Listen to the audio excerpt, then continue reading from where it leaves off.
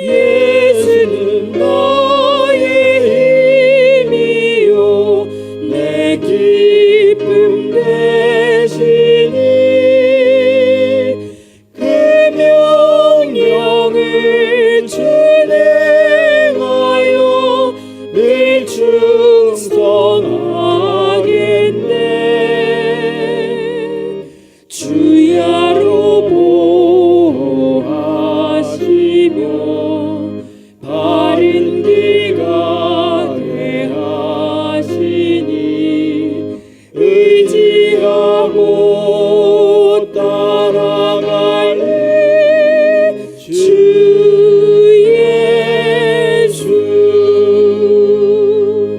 예수는 나의 힘이요 내 소망 되시니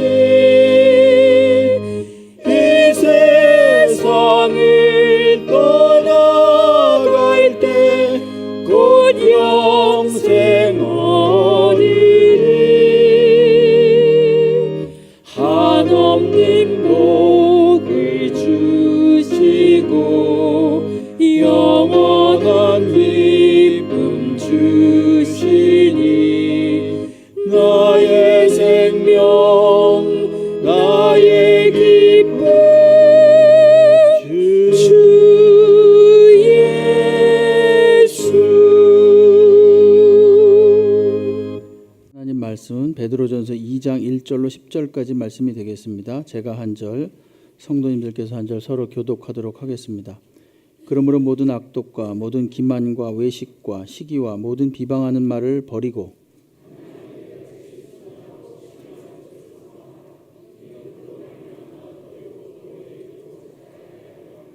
너희가 주의 인자하심을 맛보았으면 그리하라.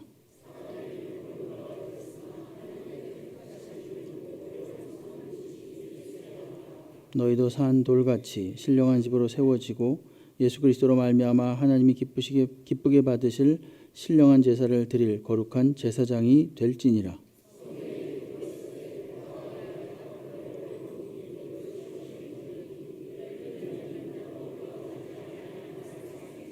그러므로 믿는 너희에게는 보배이나 믿지 아니하는 자에게는 건축자들이 버린 그 돌이 모퉁이의 머릿돌이 되고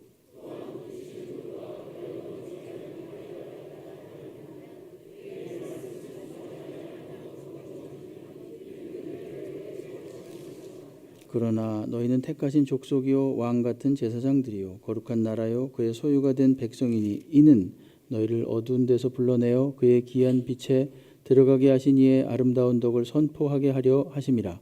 너희가 전에는 백성이 아니더니 이제는 하나님의 백성이요 전에는 긍휼을 얻지 못하였더니 이제는 긍휼을 얻은 자니라. 아멘. 할렐루야. 오늘 예배에 참석하신 우리 성도님들 주님께서 은혜와 평강으로 함께 하시기를 주의 이름으로 축원합니다. 베드로전서 2장 1절로 10절 말씀으로 구원 그 이후 두 번째 시간으로 어떻게 살아야만 될 것인가를 보도록 하겠습니다. 혹시 지난주에 네 가지 말씀드렸는데 기억이 나시냐고 물어보면 실례겠죠? 자, 첫째, 은혜를 사모하며, 그 다음 거룩한 삶을 살며, 그 다음에 하나님을 두려워하며 경외하며, 그 다음에 서로 사랑하며 그렇게 살라고 보다 근본적인 마음의 자세를, 성도로서의 자세를 이야기했고, 오늘 두 번째 시간은 거룩한 제사장으로 살라 이렇게 이야기를 하고 있습니다.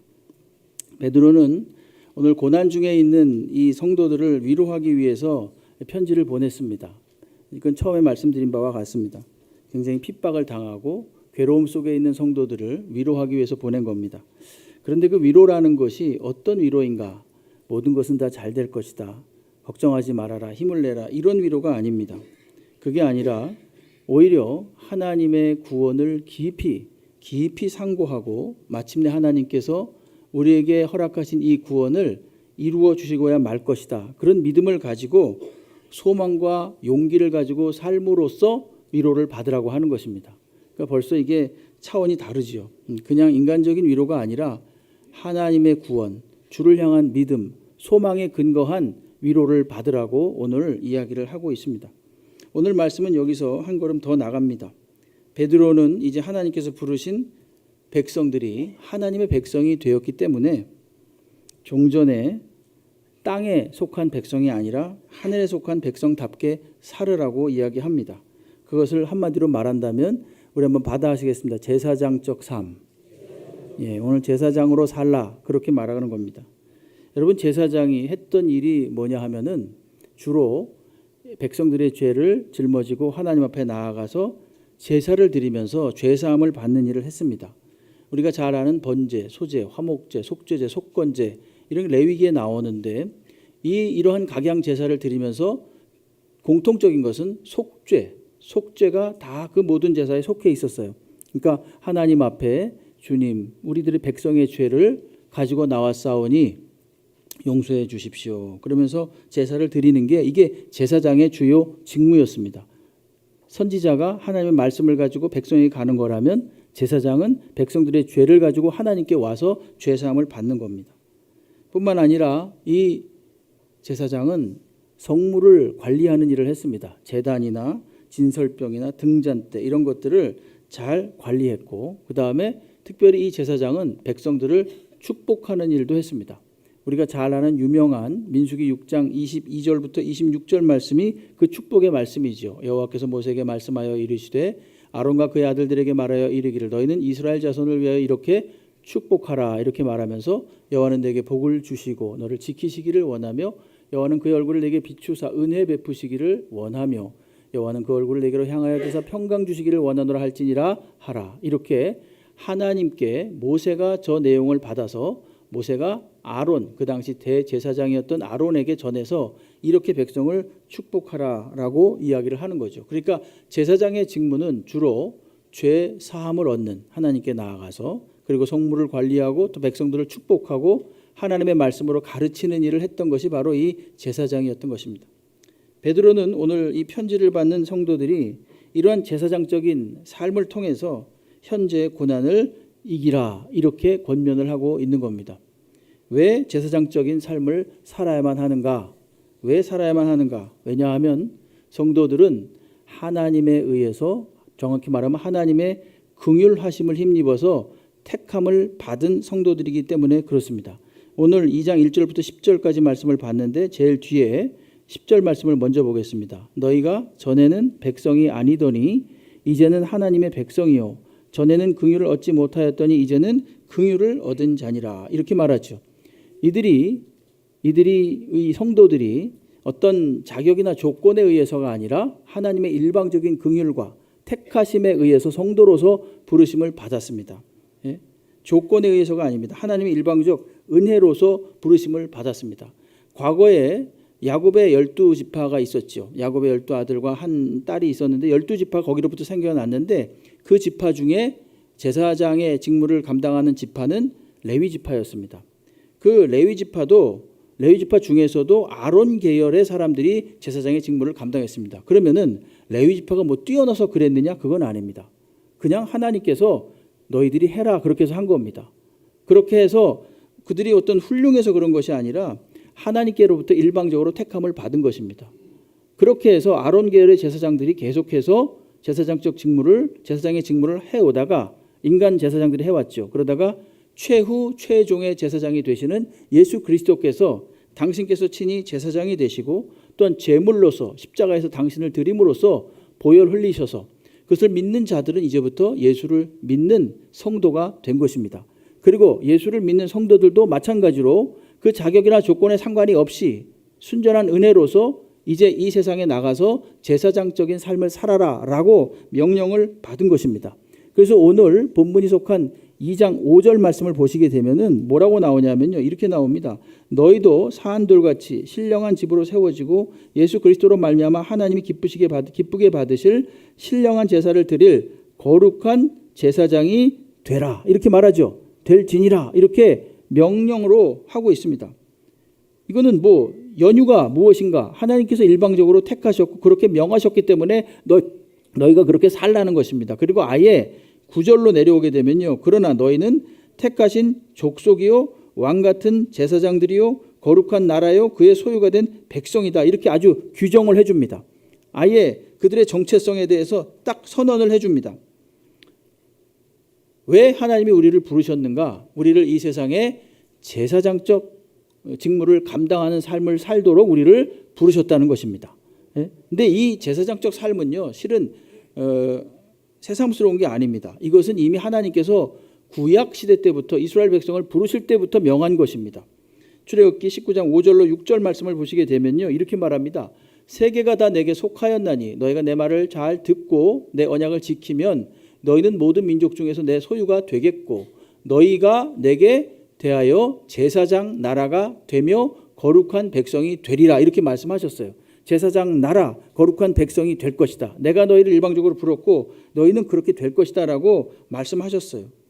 그러므로 저희들은 영적 이스라엘, 육적 이스라엘은 아니지만 영적인 이스라엘, 예수를 믿음으로써 영적인 유대인이 됐고 영적인 이스라엘이 됐습니다. 그 사람들, 우리 모두들 다 성도들, 이 모든 성도들은 다 어떤 삶을 살아야 됩니까? 제사장적 삶을 살아야 되는 것이 마땅하다는 것입니다. 과거의 구약의 제사장들은요, 백성의 죄를 짊어지고 하나님께 나가서 용서함을 받았습니다. 그리고 그렇게 하다가 완전한 제사장이신 예수님께서 친히 제사장이 되셔서 우리를 대신해서 십자가에서 피를 흘리셨습니다. 그래서 이제 그 피를 보고 믿는 자들은 저절로 성도가 된 모든 자들은 제사장이 되도록 하신 것입니다. 이 세상에서의 제사장으로 살도록 하신 것입니다. 그러니까 이제 거룩한 제사장으로 부름받은 저와 여러분, 이 성도들, 1차적으로는 오늘 베드로 전서를 받아드는 흩어진 나그네와 같은 성도들이겠죠. 근데 시간을 초월해서 저와 여러분들, 택함받은 저희들도 전부 다 제사장적 삶을 살아야 되는 것이 당연하다는 것입니다. 제사장이 어떻게 산다 그랬죠? 마치 자신의 죄처럼 여기고 어긋나게 살고 있는 사람들의 죄를 마치 자신의 죄처럼 여기고 자신의 잘못처럼 여기고 하나님 앞에 나가서 죄사함을 간구하는 일을 했다고 했습니다. 그렇다면 마찬가지로 저희들도 성도로서 부름받았으니 이제는 내 가족을 위해서만, 내 유익과 내가 바라는 조건들만을 위해서 기도하는 것이 아니라 누굴 위해서 기도해야 됩니까? 이웃을 위해서 기도해야 되겠죠. 자, 제가 한번 여쭤보겠습니다. 요즘 기도하고 계시죠? 예. 이렇게 목소리가 작습니까? 예? 기도하고 계시죠? 예? 기도하고 계시는데, 자, 그러면 내 친구 또는 내 이웃 아닌 정말로 그냥 성도들, 남들이 관심 갖지 않는 성도들을 위해서 기도하고 계십니까? 예. 아멘 하셨습니다. 예. 감사합니다. 예. 그런 분들이 많아야 됩니다. 한번 손으로 꼽아 보십시오. 나는 하루에 과연 나와 상관이 없는, 내 가족과 상관이 없는, 나와 특별한 이해관계 없는 다른 사람들을 위해서, 성도들을 위해서 정말 마음 아파하면서 그들을 위해서 기도하는 숫자가 몇 명이나 되는지, 이름을 불러가면서 기도하는 숫자가 몇 명이 되는지 한번 자신에게 점검해 보시기 바랍니다. 그런데 이 제사장이 된다는 것은 이처럼 남의 죄를 마치 나의 죄인 양, 물론 나의 죄도 하나님께 고백하지만 기도해 주는 사람이죠. 하나님께 나아가서 주님 용서해 주십시오 이렇게 하면서 대신 기도해 준, 물론 우리가 예수님은 아닙니다마는 그래도 형제나 자매의 어떤 허물이나 잘못을 가지고 나가서 기도해 주는 사람, 이 사람이 제사장적 삶을 사는 사람이에요. 그 성도입니다. 근데 이 제사장은 말입니다, 하나님께 나아가기 전에 벌써 마음속에 큰 괴로움이 있습니다. 어떤 괴로움인가? 그 사람의 속속들을, 그 사람의 내용을 아는 괴로움이에요. 이게 무슨 말인가 하면, 우리가 가끔 이런 어떤 영화나 텔레비전을 보게 되면은 평상시에는 아주 훌륭한 이웃이고 선량한 사람인데 아주 극악한 죄를 저질러 가지고 주변의 그 마을 사람들이나 친구들에게 큰 충격을 이제 주는 그런 내용들이 가끔 있죠. 그리고 실제로 현실에서도 마찬가지예요. 현실에서도 우리가 매스컴을 통해서 가끔 봅니다. 겉으로 보면 굉장히 천사 같고 뭐 그럴 것 같지 않은 사람, 전혀 그럴 것 같지 않은 사람인데 알고 보니까 굉장히 악하고 교묘하고 무척 잔인하게 죄악을 저지르는, 그래서 그것이 발각되는 그런 사건들을 종종 접합니다. 그때 우리는 굉장히 충격을 받지요. 몰랐다가 알 때 엄청난 충격을 받아요. 그 사람은 겉으로 보기엔 너무너무 멀쩡하고 훌륭한 사람이에요. 여기 계신 분들 다 멀쩡하고 훌륭하죠. 예? 다들 훌륭하죠. 그런데 속은 어떤지 모르겠습니다. 저는 모릅니다. 성도님들의 속을 저는 몰라요. 그러나 하나님은 알고 계시겠지요. 다 알고 계십니다. 그런데 예수 그리스도께서 십자가에 달리시기 전에 온 인류의 죄를 다 알고 계셨습니다. 그러니까 그 죄를 안다는 것이 얼마나 괴로운 일이겠어요. 예? 그 사람의 내면을 다 들여다보고 있다는 게 말할 수 없는 괴로움일 겁니다. 여러분, 천주교에서는요, 고해성사라는 게 있습니다. 거기 보면은 이 신부님한테 이제 어떤 분이 이제 가서 자기 죄를 고백하는 그런 내용이잖아요. 그런 거잖아요. 근데 신부님들이 옛날에 나와서 얘기하는 걸 들었는데 어느 때가 가장 괴롭냐? 전혀 그렇게 생각하지 않았던 사람이 와가지고 자기한테 전혀 충격적인 죄를 고백할 때 굉장히 괴롭다는 거예요. 참 괴로울 것 같아요, 사실은. 예? 우리 개신교에서는 고해성사가 없는 게 얼마나 다행인지 모르겠어요. 예? 만약에 이렇게 그 죄를 다 들어주면요, 이분 그렇게 안 받는데 막 마음속에 있는 여러 가지 좋지 못한 그런 것들을 막 털어놓을 때 그걸 들어야만 되는, 물론 절대적인 비밀로 하겠죠. 예? 비밀이겠죠. 그러나 그것을 인간이기 때문에 그 죄악들을 듣고서 견뎌야만 하는 것이 얼마나 괴로운 일인지 모릅니다. 분명히 괴로운 일일 거예요. 제사장들의 역할이 바로 그런 거죠. 예? 제사장들이 바로 성도의 죄와 성도의 아픔과 죄만이 아니더라도 그가 겪고 있는 괴로움, 그가 겪고 있는 고통, 예? 보이죠, 여러분? 아무개 그러면 어떤 고통이 있는지 보입니다. 그럴 때 얼마나 괴로워요, 솔직히 말하면요. 예? 뭐 어떻게 아무것도 할 수는 없잖아요. 예? 근데 그럴 때 어떻게 하는 것이 제사장으로의 삶입니까? 그 고통과 아픔을 짊어지고 하나님께 나가서 주님, 아무개 형제, 아무개 자매를 긍휼히 여겨주십시오, 이렇게 기도해 주는 것, 이게 바로 제사장적 삶인 겁니다. 그렇게 하시기 바랍니다, 여러분. 예? 사도 바울이 교회의 불화들을 해결하기 위해서 편지를 여러 교회에 보냈습니다. 그의 마음도 상당히 괴로웠겠죠. 자신이 개척한 교회고 자신이 세운 일꾼인데 그들 사이에 불화가 생겨가지고 교회에 문제가 생겼다. 편지를 쓰는 것도 괴롭지만 그 편지를 쓸 때 알게 된 그 속속들이 밝혀진 그 내용들을 볼 땐 얼마나 괴로웠겠습니까? 근데 더 놀라운 것은 뭐냐 하면은 베드로는 오늘 그런 삶을 살래요. 그런 제사장적인 삶을 살래요. 예? 위로받으십시오, 여러분. 뭐 하나님이 잘해 주실 겁니다. 그러지 않고 오히려 그런 괴로움을 감수하면서 살려는 겁니다. 그럴 때 오히려 더 하나님의 놀라운 위로와 평강이 그들에게 임한다는 것입니다.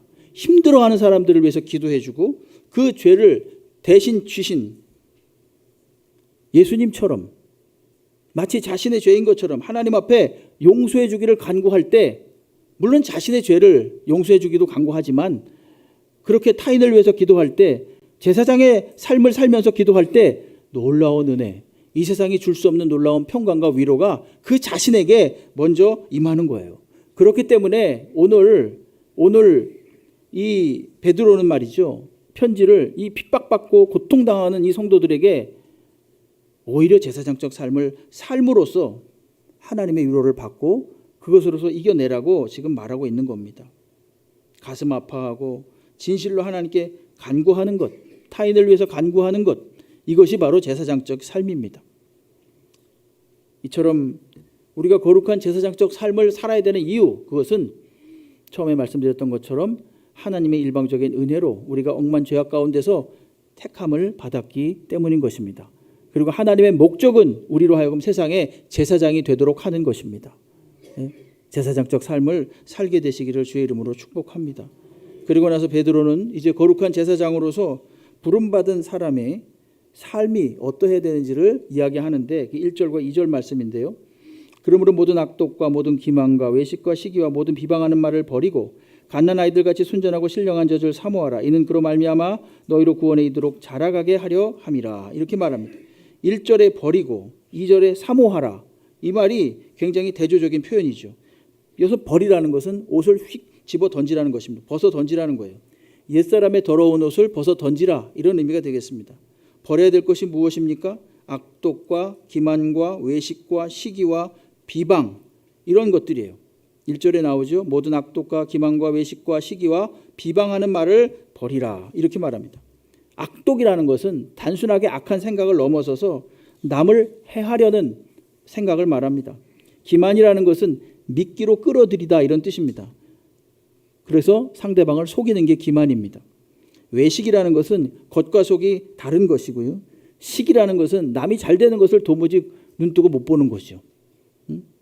오히려 더 나아가서 남이 잘 되는 것을 방해하는 것입니다. 그렇기 때문에 이 모든 것들은요, 사실은 하나님께서 세우신 질서에 대한 반항입니다. 보이지 않는 반항이에요. 비방하는 말도 마찬가지입니다. 겉으로는 굉장히 세련되고 합리적으로 그리고 굉장히 명분 있는 것처럼 보여도 실질적으로는 자신의 유익과 감정을 위해서, 욕망을 위해서 그런 말을 하고 있고, 또 아주 세련되게 말할지라도 남을 중상하고 모략하는 것, 이런 것들이 바로 비방입니다.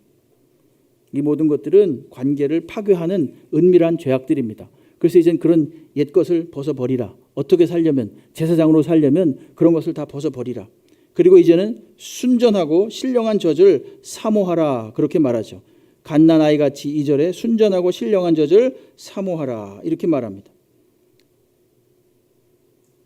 신령한 젖이 뭐겠습니까? 그것은 하나님의 말씀을 말합니다. 거룩한 제사장은 하나님의 말씀을 날마다 사모하면서 살아야 됩니다. 근데 여기 보면요, 재밌는 말은 순전하고 신령한 젖을 사모하라 라는 말 앞에 뭐가 있습니까? 갓난 아이들 같이, 이렇게 되어 있습니다. 갓난 아이들. 여러분, 갓난 아이들이 엄마의 젖을 먹을 때는요, 필사적이고 간절합니다. 대충 주면 말고 안 주면 그만이고 뭐 그렇게 하지 않습니다. 주면 좋고 안 주면 그만이, 그런 게 아니에요. 이 아이는 살기 위해서 엄마 젖을 그렇게 열심히 먹습니다. 그런 것처럼 우리가 간절하고 절박하게 하나님의 말씀을 사모해야 된다는 것입니다. 어떤 삶을 살기 위해서, 제사장적 삶을 살기 위해서 그렇다는 겁니다. 말씀을 듣지 않고, 말씀을 읽지 않고, 말씀을 묵상하지 않을 때 우리는 우리 영혼에 영양실조가 걸린다는 겁니다. 제사장으로의 직무를 감당할 수 없다는 것입니다. 우리가 성도님들하고 이제 봄이고 가을이고 이제 성경 공부를 하죠. 그럴 때 뭐 10주, 12주, 뭐 15주 이런 식으로 하는데요. 밤에 합니다, 주로. 저녁에 하는데 그때 되면요, 성도님들을요, 다 지쳐 있어요. 일터에서 열심히 일하다가 오셨기 때문에 다 힘들어합니다. 근데도 더 은혜로운 건 뭐냐면, 그럼에도 불구하고 어떻게 해서든지 한번 말씀대로 한번 살아보겠다, 이런 마음을 가지고 오시는 거예요. 그러면서 나누는 대화들 속에서 얼마나 많은 은혜를 오히려 제가 더 많이 받습니다. 이렇게 옛 모습을 버리고 신령한 젖, 즉 하나님의 말씀을 사모하며 사는 것, 이것이 바로 거룩한 제사장으로서의 모습인 것입니다. 자, 우리가 하나님께 택함을 받았으므로 거룩한 제사장으로 살아야 되는 거죠. 그리고 이제 거룩한 제사장으로서 옛 모양을 버리고 옛 사람을 버리고 새 사람을 입는데, 특별히 하나님의 신령한 젖과 같은 말씀을 사모함으로써 이 제사장 직무를 감당해야 된다는 것입니다. 세 번째로, 거룩한 제사장의 삶이라는 것은 날마다 보배로운 산 돌이신 예수 그리스도께 나아가는 삶입니다. 4절 말씀을 한번 읽어볼까요? 한번 같이 읽겠습니다. 시작. 사람에게는 버림바가 되었으나 보배로운 산 돌이신 예수께 나아가, 이렇게 말합니다. 여러분, 산 돌은 뭡니까? 산 돌은 영원히 살아있는 돌입니다. 산 돌이라는 것은 실제로 유대인들 사이에 메시아를 의미했습니다. 메시아, 구원자를 의미하는 단어였습니다. 실제로 고린도전서 10장 4절에 보게 되면 사도 바울은 이렇게 표현을 합니다. 다 같은 신령한 음료를 마셨으니, 그들이 광야길을 갈 때 다 같은 신령한 음료를 마셨으니 이는 그들을 따르는 신령한 반석, 산돌, 그들로부터 마셨음에 그 반석은 곧 그리스도시라. 즉 뭐로 표현하고 있습니까? 반석을, 즉 산돌을 예수로 표현하고 있습니다. 오늘 말씀 6절을 보시게 되면요, 또 산돌이신 예수님을 뭐라 그러냐면은 모퉁이 돌이다, 이렇게 말합니다. 이 모퉁이 돌은 건축물의 벽과 벽을 연결하는 아주 중요한 돌입니다. 예수님을 산돌, 그리고 모퉁이 돌, 이렇게 표현하고, 그리고 7절과 8절에는요, 그 모퉁이 돌, 즉 산돌을 받아들이는 자들에게는 예수님이 보배가 되지만, 그렇지 않는 자들에게는 부딪히는 돌과 걸려 넘어지게 하는 바위가 될 뿐이다, 이렇게 경고합니다. 7절 8절 보십시오. 그러므로 믿는 너희에게는 보배이나 믿지 아니하는 자에게는 건축자들이 버린 그 돌이 모퉁이의 머릿돌이 되고, 또한 부딪히는 돌과 걸려 넘어지게 하는 바위가 되었다 하였느니라, 이렇게 말하고 있습니다. 이 말씀은 언제부터 쓰여진 말씀인가? 여기 나오지요. 시편 118편 22절에서 가져온 말씀이에요. 건축자의 버린 돌이 집 모퉁이의 머릿돌이 되었나니 하면서 벌써 시편에서 예수님을 예표하고 있는 것입니다. 건축자들은 얼마나 집을 잘 짓는 자들이겠습니까? 전문가들이에요. 전문가들임에도 불구하고 예수님을 알아보지 못한 것입니다. 그리고 그들은 예수님을 버린 것이죠. 그러나 그 예수 그리스도께서 산돌이 되셨고 모퉁이 되셔서 도들이 되셔서 구원자가 되셨다라고 하는 그런 말씀이에요. 이사야 28장 16절 말씀은 이렇게 말합니다. 그러므로 주 여호와께서 이같이 이르시되 보라 내가 한 돌을 시온에 두어 기초를 삼았노니 곧 시험한 돌이요 귀하고 견고한 기초돌이라 그것을 믿는 자는 다급하게 되지 아니하리로다. 이렇게 말합니다. 여러분 이 이사야는 예수님 오시기 700년 전의 선지자입니다. 근데 그가 벌써 예수님을 예언하고 있는 거예요. 내가 한 돌을 시온 예루살렘에 두어서 기초를 삼았다. 그리고 이것은 시험한 돌이고 귀하고 견고한 기초돌이다. 그것을 믿는 자는 다급하게 되지 않는다. 이 다급하게 되지 않는다는 말은 무엇인가 하면요.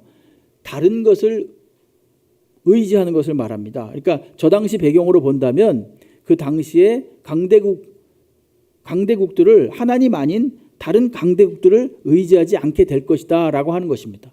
다급하게 되면 아무거나 막 찾게 되거든요. 그러나 여호와를 찾는 자, 기초돌을 믿는 자, 이 산돌을 믿는 자는 다급하게 되지 않고 오직 하나님께로부터 오는 도우심을 입게 된다라고 하는 말씀인 것입니다. 예? 그러므로 이 편지를 받는 성도들도 이 당시에 성도들도 오늘을 사는 저와 여러분 같은 성도들도 거룩한 제사장의 삶을 살기 위해서는 다른 무언가를 찾고 그쪽으로 나가는 게 아니라 누구한테 나가야 되냐면 예수 그리스도께 산돌이신 예수 그리스도께 나가야 되는 거예요. 예? 우리 이번 연도 묵상 한 해 동안 묵상할 말씀이 뭐지요? 예수만 바라보자 이겁니다. 예수만 바라보시기 바랍니다. 엉뚱한 거 바라보지 마시고 여기 4절에 보게 되면요 이런 말씀 나오잖아요. 끝에 보면 산돌이신 예수께 나아가 이렇게 나오는데 여기서 이 나아가라는 것은요 한 번, 두 번 나가는 게 아닙니다. 계속 나아가 이런 뜻입니다. 계속해서 하나님께 시선을 두고 계속 반복적으로 예수께 나오는 것을 말해요. 여러분 의외로 교회 다닌다고 하면서 예수께 나오지 않는 분들이 있을 수 있습니다. 이 교회라는 단체, 공동체, 어떤 집단을 위해서 열심히 일을 해도 예수 그리스도를 만나지 않고 일하는 분들이 있어요. 그건 나중에 큰 낭패를 봅니다. 교회를 위해서 일한다. 이것은 곧 예수를 먼저 만나고 나서 일하는 것이 순서입니다. 예수를 먼저 만나서 예수님의 마음을 품고 종교적인 열심이 아니라 하나님을 사랑하는 마음으로 사랑하는 사람을 사랑하는 마음으로 일하는 것이 이것이 바로 바른 봉사입니다. 은혜롭게 되는 것이 바른 봉사인 거예요. 예? 단체를 위해서 일하는 게 아닙니다. 예수를 위해서 일하는 거예요. 예수를 먼저 만나야 예수의 마음을 가질 수 있고 예수님과 계속 교제해야만 산돌이신 예수와 연합을 해야만 우리가 주님께서 원하시는 바대로 행할 수가 있는 것입니다. 그래야만 바른 길로 갈 수 있는 것입니다. 예수께 날마다 산돌이신 예수께 날마다 나가서 예수를 만나게 되는 은혜가 있기를 주의 이름으로 축복합니다. 제사장적 삶은 그런 겁니다. 매일매일 예수께 나가서 예수를 만나는 매일매일 예수와 교제하는 그런 삶을 살아야 되는 거예요. 네 번째로 제사장적 삶이라는 것은 궁극적으로 무언가 하면은 하나님의 덕을 선포하도록 사는 것입니다. 선포하면서 사는 겁니다. 이게 9절 말씀에 나와요. 그러나 너희는 택하신 족속이요 왕같은 제사장들이요 거룩한 나라요 그의 소유가 된 백성이니 이는 너희를 어두운 데서 불러내어 그의 기이한 빛에 들어가게 하신 이의 아름다운 덕을 선포하게 하려 하심이라. 이렇게 말합니다. 궁극적인 목적, 제사장으로서의 궁극적인 목적은 무엇인가? 하나님의 아름다운 덕을 선포하는 겁니다. 예? 여기 9절에는요 우리가 잘 아는 그리스도인의 정체성을 아주 잘 집약해 놨습니다. 택하신 족속, 왕같은 제사장, 거룩한 나라, 그의 소유가 된 백성. 그리고 나서 뭐라고 되어 있습니까? 이는 이렇게 되어 있습니다. 이는은 뭐냐면 왜냐하면 이 목적은 이런 뜻입니다. 이 목적은 결국은 뭔가 너희를 어두운 데서 불러내어 그의 기이한 빛에 들어가게 하신 이의 아름다운 덕을 선포하게 하도록 하기 위함이다. 제사장적 삶은 나 혼자만의 신앙을 영위하는 게 아닙니다. 다른 사람들에게 예수 그리스도를 증거하는 거예요. 하나님의 아름다운 덕을 선포하는 것입니다. 아름다운 덕을 선포하는 거예요.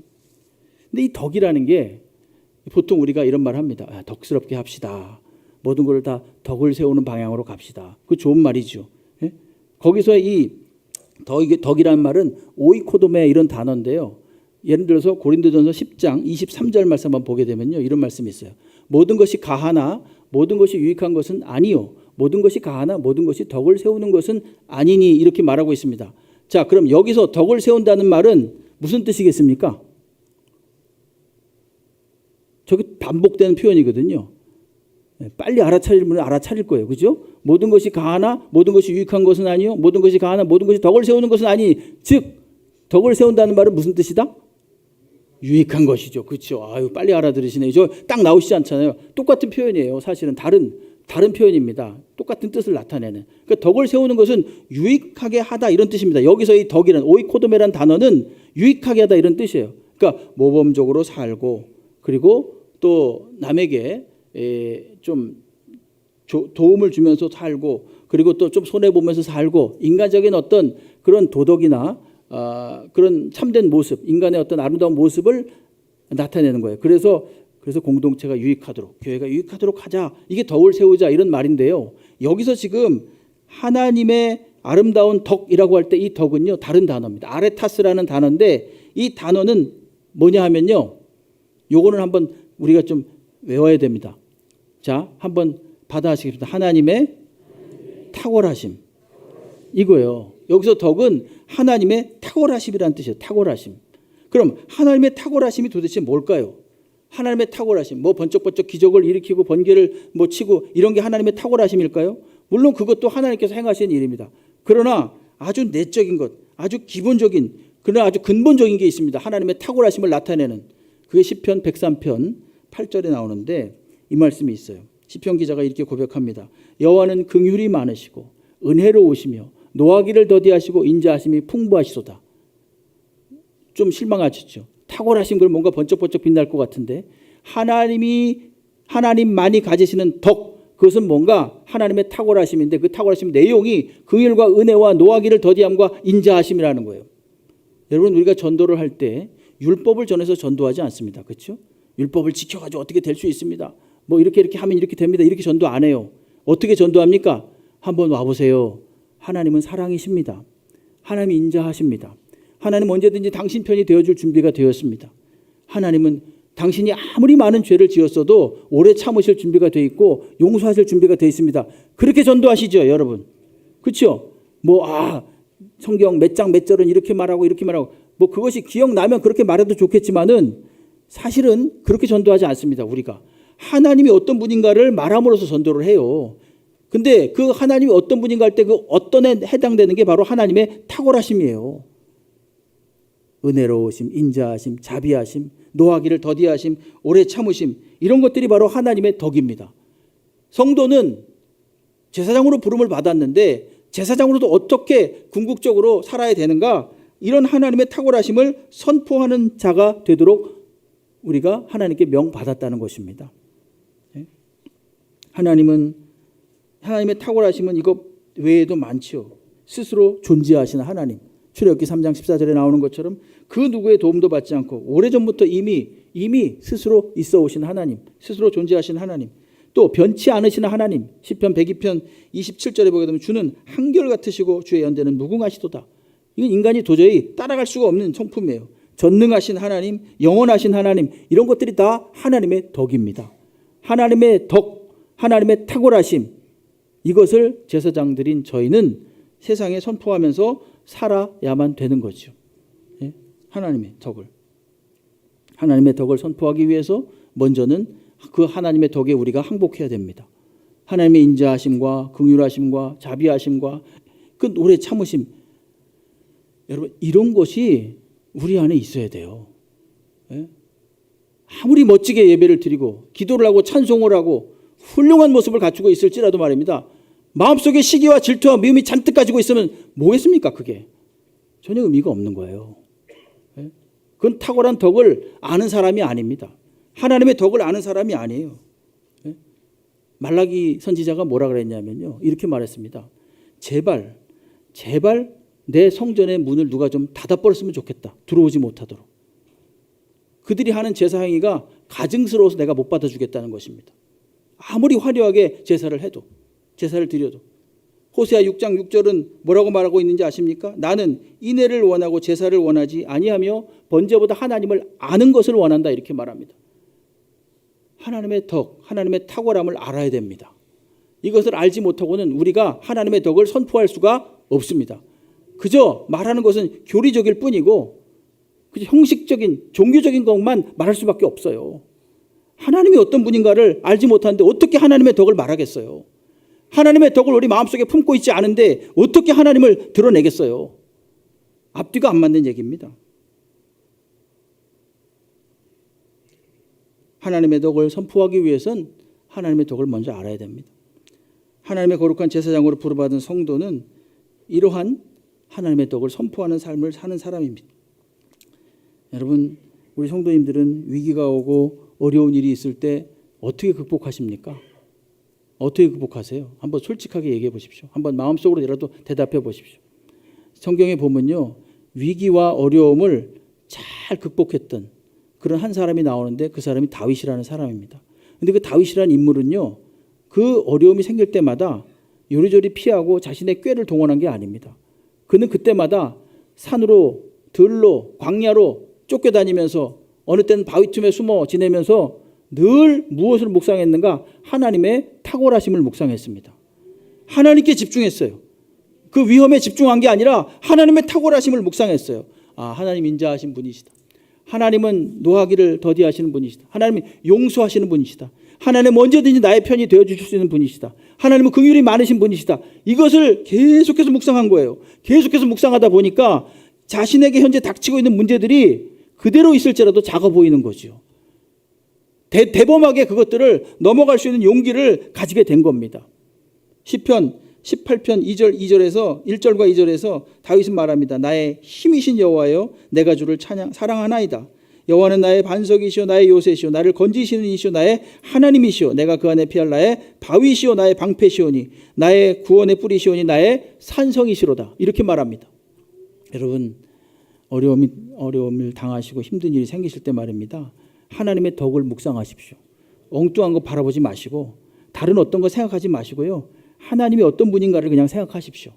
우리의 시선과 우리의 마음을 하나님께 두시면요, 하나님이 그 문제를 넘어가게 하십니다. 반대로 그저 내 생각을 동원하고 내가 소설을 쓰고 내가 뭔가를 막 동원하려고 하면 할수록 문제는 더 복잡해집니다. 하나님의 덕을 선포하는 자가 되기 위해선 이와 같이 하나님의 덕을 알고 묵상하고 그것을 그대로 사는 사람들이 먼저 되어야 될 것입니다. 그럴 때 그 하나님의 탁월함, 그 하나님의 덕을 통해서 우리는 새로운 힘을 얻을 수가 있는 겁니다. 현재 문제가 작아지고 아무것도 아닌 것으로 우리가 볼 수 있게 되는 능력을 갖추게 되는 겁니다. 이처럼 제사장적인 삶이라는 것은 하나님의 덕을 선포하는 삶인 거예요.